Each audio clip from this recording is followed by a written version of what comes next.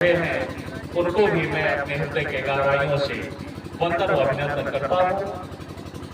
यहाँ पर बैठे हुए पिता तुल्य बड़े बुजुर्ग, हम उम्र नौजवान साथियों, माताओं एवं बहनों और प्यारे बच्चों, आप सभी को मैं एडवोकेट ओम प्रकाश अपने हृदय के गहराइयों से जय हिंद और नमो बुद्धाय कहता हूँ। यहाँ पर बैठे हुए हमारे भंते, आपको मैं पंचांग प्रणाम करता हूँ। जागृति जत्था के साथी यहाँ बैठे हुए हैं, आप सभी को भी मैं हृदय के गहराइयों से हार्दिक वंदन और अभिनंदन करता हूँ। मैं निवेदन करना चाहूंगा, जो भी हमारी माताएं, जो भी बहनें और जो भी भाई इधर उधर खड़े हैं, कुर्सियां खाली हैं, बस ज्यादा समय हम लोग नहीं लेंगे आपसे।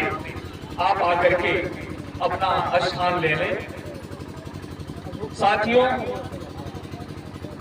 आप जिस महामानव की ये जयंती के अवसर पर आज ये कार्यक्रम आयोजित किए हुए हैं, उनकी गाथा, उनके जीवन में किए गए कृत्यों को एक घंटे, एक देर में नहीं बताया जा सकता। मेरे साथियों, बाबा साहब के कृतित्व, व्यक्तित्व और उनके महानता को बताने के लिए कम से कम हफ्तों देर का समय चाहिए, तब जाकर के आप हम सब कुछ हद तक बाबा साहब के इतिहास पर प्रकाश डाल पाएंगे। साथियों, आप सबसे मेरा विशेष अपील है कि बाबा साहब के जयंती को हम मना रहे हैं, परंतु बाबा साहब की फिलॉसफी क्या थी, वो चाहते क्या थे, कैसा भारत चाहते थे, कैसा ये देश चाहते थे, इस पर हम विचार नहीं कर रहे हैं। मेरे वास्तव में बाबा साहब की जयंती हम सच्चे मन से मनाना चाहते हैं और सच्चे मन से मना रहे हैं, तो निश्चित ही बाबा साहब के दर्शन को हमें जानना होगा। मैं बाबा साहब के जीवन के दो मात्र महत्वपूर्ण घटनाओं पर प्रकाश डाल करके अपने वाणी को विराम दूंगा।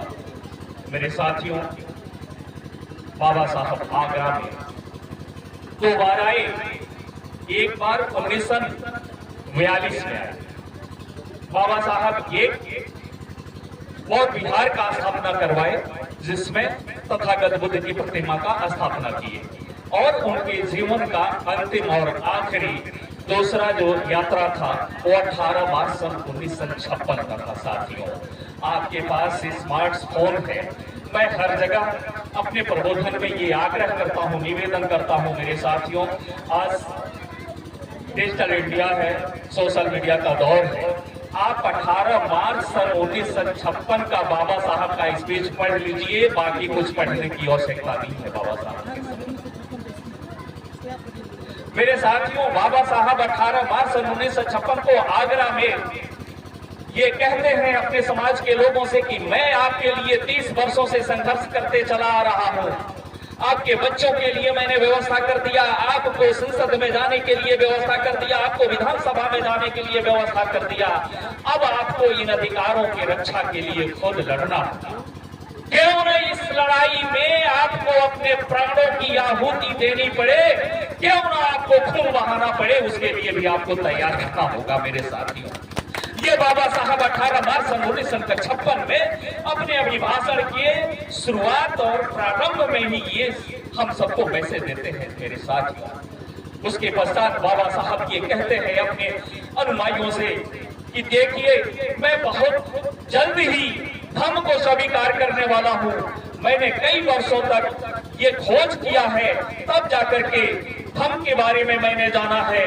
धम्म समानता, स्वतंत्रता, बंधुत्व का मार्ग